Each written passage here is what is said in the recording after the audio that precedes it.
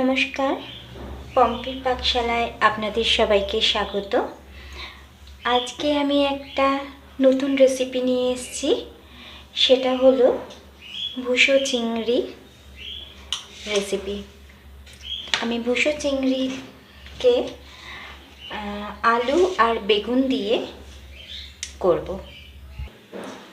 রান্নাটা করতে আমার যে যে উপকরণগুলো লাগছে সেখানে হচ্ছে আমি এখানে কিছুটা চিংড়ি মাছ নিয়েছি, ভুসো চিংড়ি, আলু নিয়েছি, বেগুন, পেঁয়াজ কুচি আর লঙ্কা।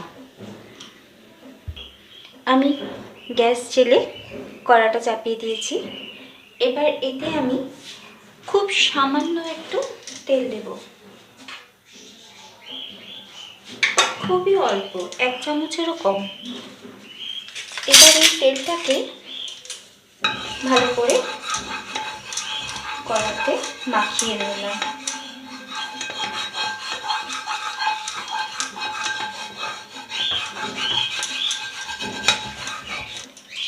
কড়াটা আমার গরম হয়ে গেছে। আমি এবার চিংড়ি মাছগুলো এর মধ্যে ছেড়ে দিলাম।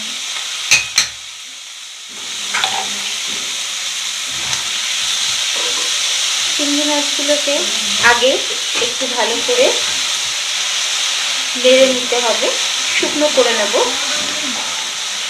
এটা কিন্তু অনেকটাই শুকনো হয়েছে। এবার আমি এর মধ্যে আরও একটু তেল দেব, আর 1 চামচের মতন তেল দিলাম।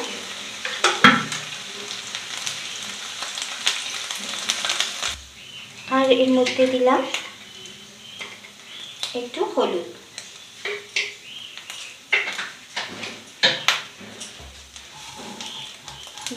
দিয়ে এবার মাছটাকে এর সাথে ভালো করে একটু ভেজে নেব।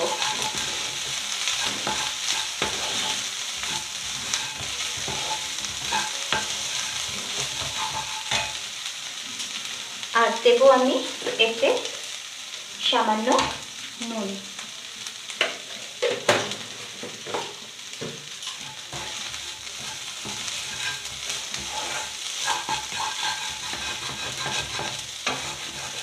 এবার আমি মাছটাকে আবার একটু ভালো করে ভেজে নিয়ে তুলে রাখবো।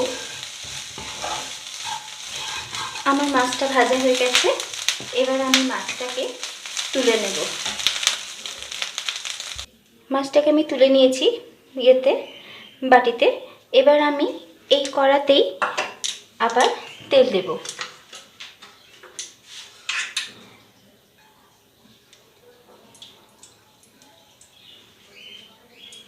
দেড় চামচের মতন তেল দিলাম।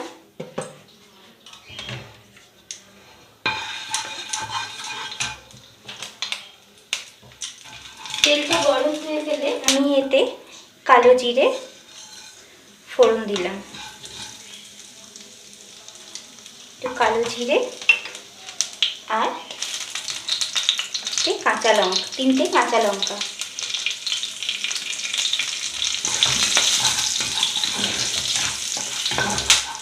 এটা একটু ভাজা ভাজা হলে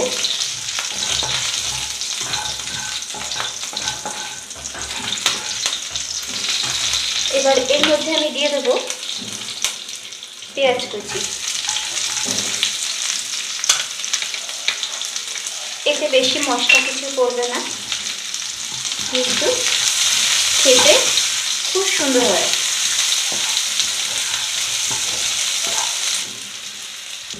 পেঁয়াজটা একটু নাড়াচাড়ার পর এতে আমি হলুদ দেব। আমি তেলের মধ্যেই হলুদটা দিলাম, তাতে একটু কালারটা ভালো আসে। এবার আমি পেঁয়াজটা অল্প নাড়াচাড়া করার পর এর মধ্যে এবার আমি আলুটা দিয়ে দিলাম।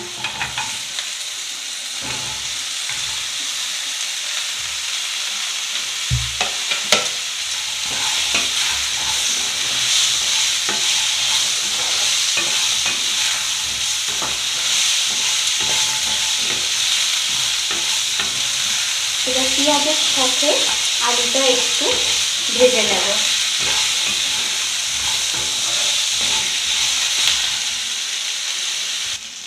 আলুগুলো ভালো করে ভেজে নিয়েছি পেঁয়াজের সাথে। এরপরে এর সাথে আমি বেগুনগুলো অ্যাড করলাম।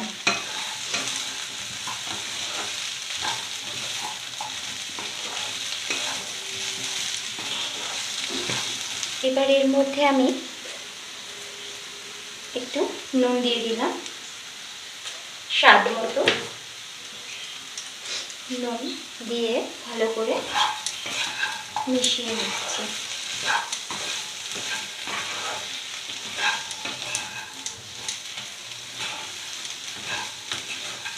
বেগুনটা দিয়েছি তাই জন্য আরও একটু ভালো করে এর সাথে নাড়াচাড়া করে নেব। আমি এতে 1 কাপ জল দিলাম।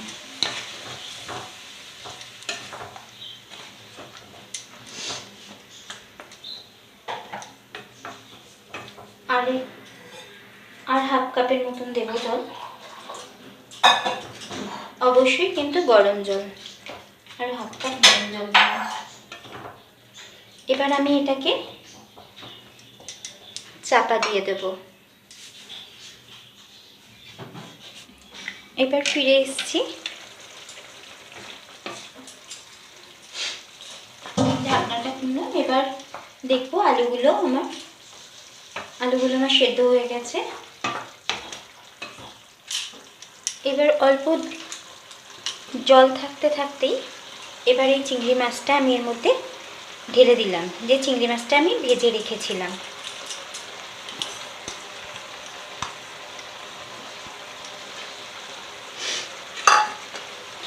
এবার চিংড়ি মাছটা এর সাথে ভালো করে মিশিয়ে দেব।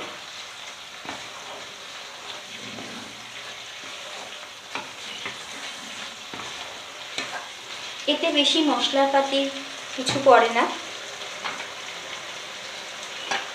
খুবই সহজ রান্না। এটা আমার দিদা করতে, এই রান্নাটা আমার দিদার কাছ থেকেই আমার শেখা। ভাত রুটি সবের সাথেই এটা খেতে পারেন, সবের সাথেই খাওয়া যায়। এবার নামাবার আগে আমি এতে একটু ধনেপাতা ছড়িয়ে দিলাম।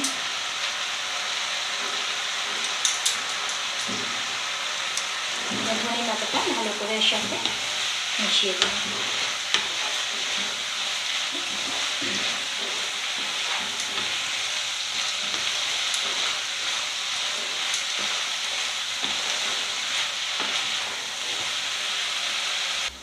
আমি গ্যাসটা বন্ধ করে দিলাম। এবার আমি এই তরকারিটাকে একটা প্লেটে ঢেলে নেব। তরকারিটা রেডি, আমি ঢেলে নিয়েছি বাটিতে।